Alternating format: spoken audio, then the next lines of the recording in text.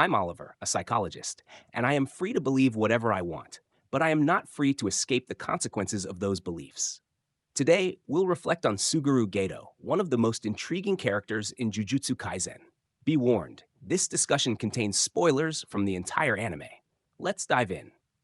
Suguru Geto starts as a calm and composed individual, someone who follows the rules laid out for him and rarely succumbs to impulsive behavior or intense emotional outbursts. Above all, he is a reflective and philosophical character. However, as time passes, his worldview evolves in a way that gradually distances him from the person he once was, or at least from how he is perceived by others. In truth, Geto doesn't stop being himself. What changes are the targets of his beliefs?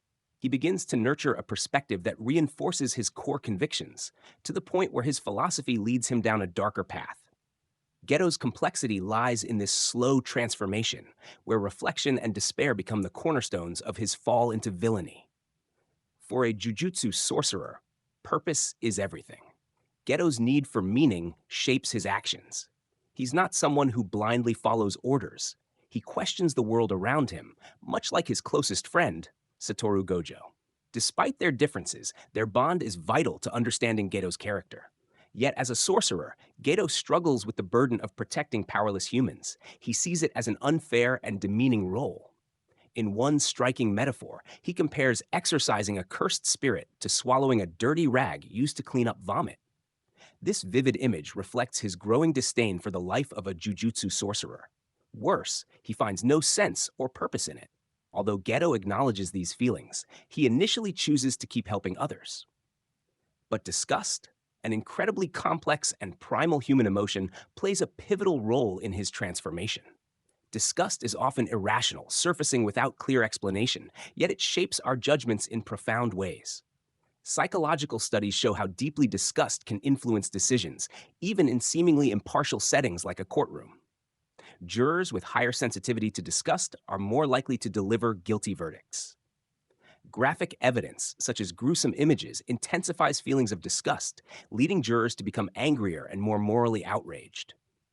For Geto, disgust becomes a driving force, especially after key events like Riko's death. His inability to save her and the grotesque applause of a religious cult celebrating her demise leave a permanent scar. These moments deepen his disillusionment with humanity and the jujutsu world alike. In Jujutsu Kaisen, much like in real life, being human doesn't inherently mean wishing well for others. For Geto, the line between humans and sorcerers blurs until, in his eyes, there's almost no difference. This realization shapes his path, turning him into one of the most thought-provoking antagonists in the series. In the Jujutsu Kaisen universe, there may seem to be little difference between humans and sorcerers at first glance. However, in terms of power, the divide is significant. Humans are the majority, and cursed spirits are born from their negative emotions. For Suguru Geto, there came a point when saving or helping humans no longer made sense. The growing distance between him and Satoru Gojo played a crucial role in shaping this mindset. By the time Geto expressed his doubts to Gojo, it was already too late. A profound sense of hopelessness had set in, a state described by psychologist Lee Ivan Ambron as the complete absence of optimism or belief in one's ability to influence a situation. Research suggests that when we repeatedly expect bad outcomes and feel powerless to change them, hopelessness takes root. This was Geto's reality. He believed the situation was unchangeable. His thoughts, fed over time, led him to a definitive conclusion. As with any emotion, thoughts are the catalyst. Try feeling anger without a triggering thought. It's nearly impossible. Even recalling a sensory memory tied to anger, such as clenching your jaw or tightening your fists, demonstrates how physical cues and thoughts sustain emotions. Without a mental image or specific trigger, emotions lack direction. They are shadows on the wall, devoid of substance. Geto's evolving philosophy was reinforced through interactions with others. For instance, during a conversation with Raira, he questions whether there's any meaning left in being a sorcerer. Later, when talking with Yuki, she shares her disdain for the established rules and her desire to create a world free of curses, rather than merely exorcising them. This resonated deeply with Geto, who already harbored disdain for humanity and viewed sorcerers as a higher evolution of humans. In these moments, Geto realized he wasn't alone in his beliefs. This validation strengthened his resolve. Our emotions are guided by our thoughts, and without thoughts as drivers, emotions are fleeting and meaningless. For Geto, his hatred of humans was a double-edged sword. Part of him despised humanity, while another part hated the fact that he felt this way. This inner conflict wasn't a battle between two opposing sides, but rather a choice between two decisions. Geto understood that he had to choose and accept the emotional consequences of his decision. Ultimately, he concluded that a world without non-sorcerers was the better option. In his view, the existing structure of humanity only perpetuated a cycle of loss of people who mattered to him. It wasn't that Geto hated individual humans per se. He detested the very framework of humanity. His anger wasn't personal, but systemic, and he projected it onto humanity as a whole, believing that eliminating non-sorcerers would bring an end to the pain and senselessness he had come to associate with the current world. Suguru Geto had strong reasons to solidify his beliefs. Beliefs are the brain's way of making sense of and navigating our complex world. They are mental representations of how we expect things in our environment to behave. For Geto, as with anyone, the way we perceive the world is shaped by the beliefs we hold. These beliefs act as models for efficient learning and are often essential for survival. The brain, being an energy-intensive organ, has evolved efficient ways to conserve resources. As a predictive machine, it uses shortcuts to recognize patterns while processing the massive amounts of information received through our sensory organs. Beliefs allow the brain to distill complex data, enabling it to quickly categorize and evaluate information, often leading to snap judgments. This can be helpful in moments requiring rapid decisions, but is detrimental in more nuanced or complex situations. Gato's belief in creating a world populated solely by jujutsu sorcerers emerged from this cognitive framework. By this point, he had decided how he wanted to live.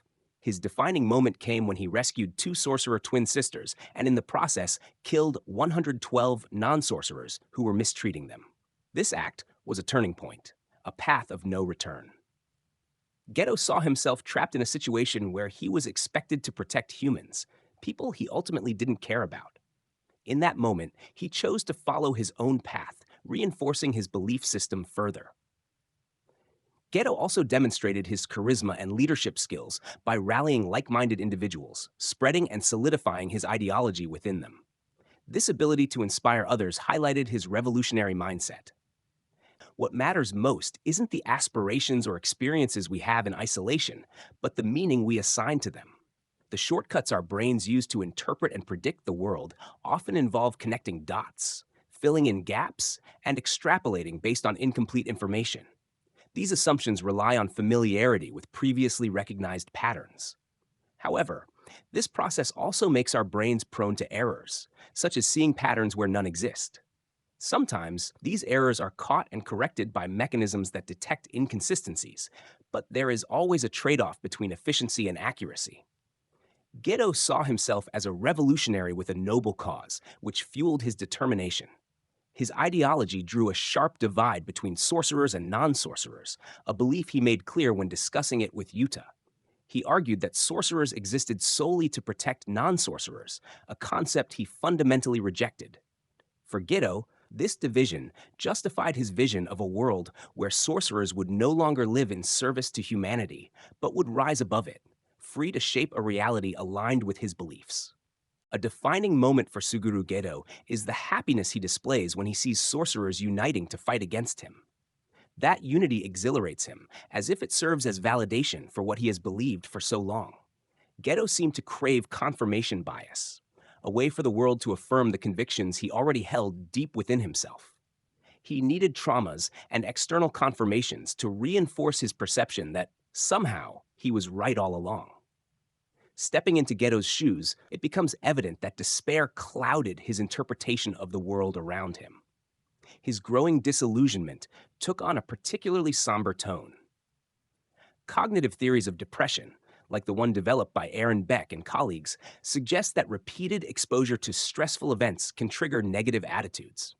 These attitudes, in turn, lead to disproportionately negative processing of information, what's called interpretive bias.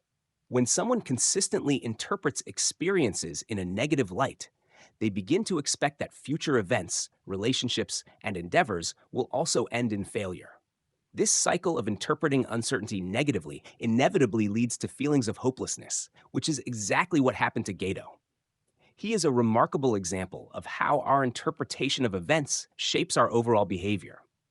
His motivations are complex and open to interpretation, making him a morally gray character. In the end, it's not the events themselves that cause suffering, but how we interpret them. Beliefs are closely tied to a part of the brain involved in self-representation, the ventromedial prefrontal cortex. We all strive to maintain consistency between our actions and beliefs, constantly rationalizing them to preserve a coherent self-image. It's cognitively costly and often embarrassing to admit when we've built our ideas on faulty foundations. Guido asked himself many questions and explored various perspectives. Yet, he still seemed intent on arriving at the destination he had already envisioned. His path was paved by his thoughts long before he began to question his actions. Like many of us, he was influenced by emotions, anger, sadness, and in his case, disgust. These feelings, even irrational ones, have a profound impact on our decisions. Sometimes, all it takes is finding a single belief to convince ourselves that we're right. This is why it's so crucial to question our assumptions, ensuring that self-confidence doesn't devolve into self-deception.